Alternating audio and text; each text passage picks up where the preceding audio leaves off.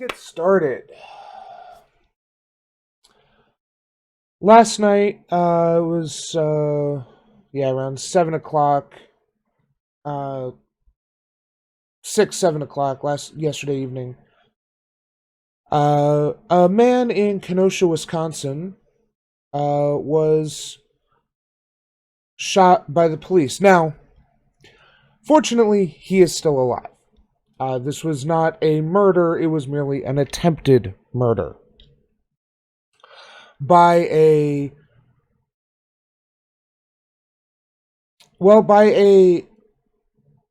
savage paramilitary thug with a gun. This is the video of it happening. It is pretty self-explanatory. The background here is the young man here who gets shot 7 times by the police was attempting to break up an argument between a couple of neighbors. Police responded, as they do, and he attempted to leave because he hadn't done anything. But apparently the police had decided that he didn't have the right to leave, and so they chased him down, and instead of grabbing him and physically restraining him, or using one of the, scare quotes, non-lethal methods that police have at their disposal, such as a taser or simply tackling him in such a way that would allow them to restrain him without excessive damage to him, such as shooting him 7 times in the back. They opted for the latter option of shooting him 7 times in the back. Now, I just want to talk briefly about shooting someone 7 fucking times when they are in no way a threat to you.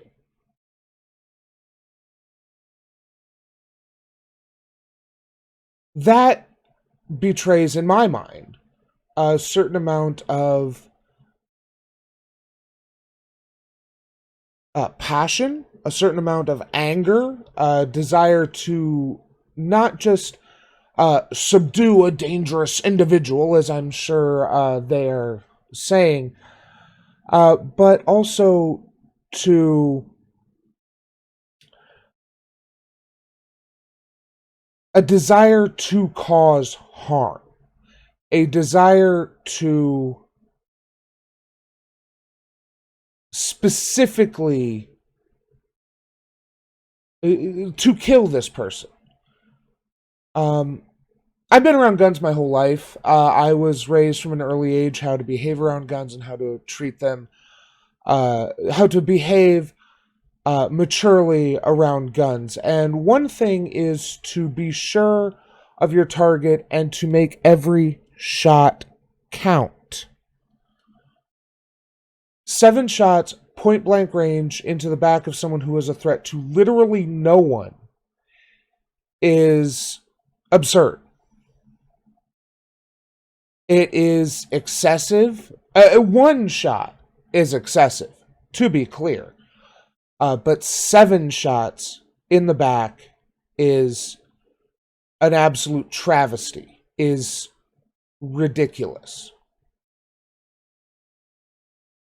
And while many people have rallied, and there was quite a bit of protesting in Kenosha last night, I'm sure it will continue today, and it definitely should continue until, at the very least, this man right here, and really the rest of them too, are in jail pending charges for what is, in my very amateur opinion, at least second-degree murder.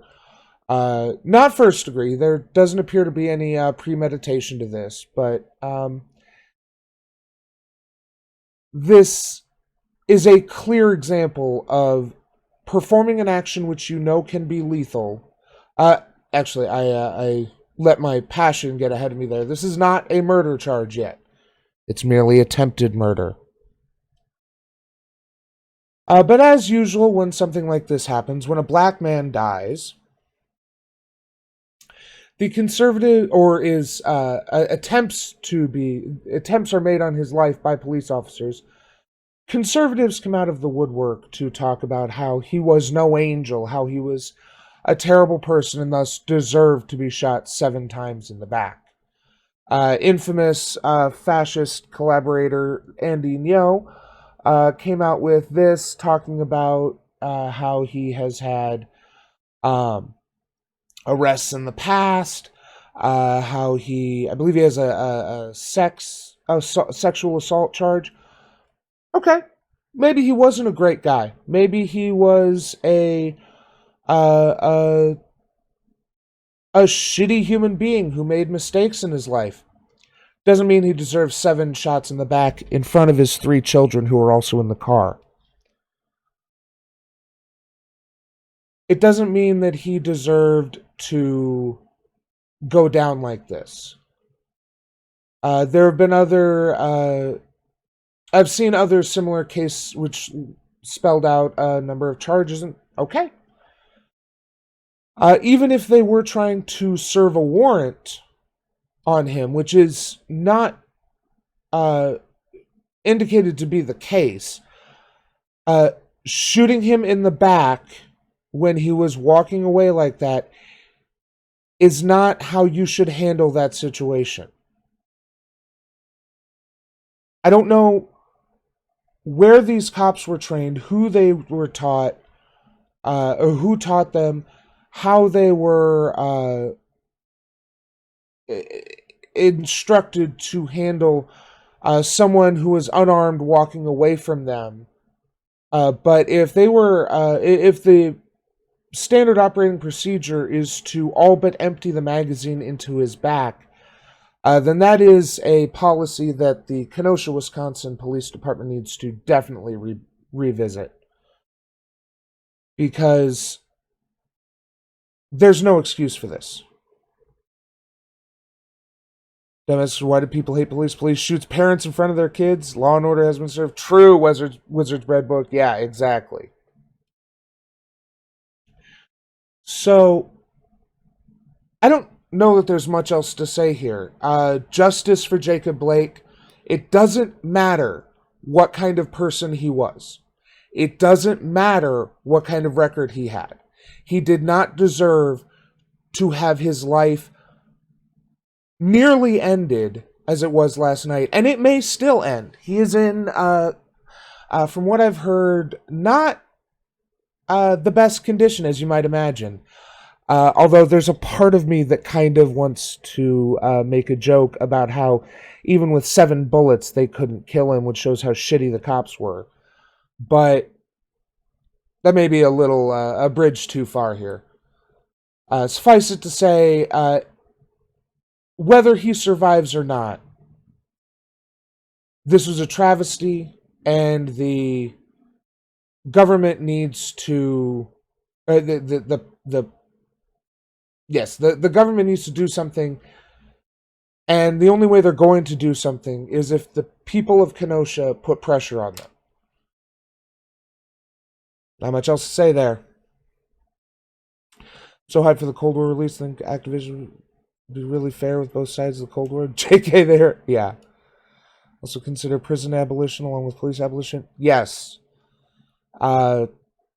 Yes, we definitely need to at the very least, abolish prisons as they currently are. I'm a little more. I've read our prison's obsolete. I read it on stream actually, and I understand the arguments, and I agree that we need to change the way prisons work. Absolutely.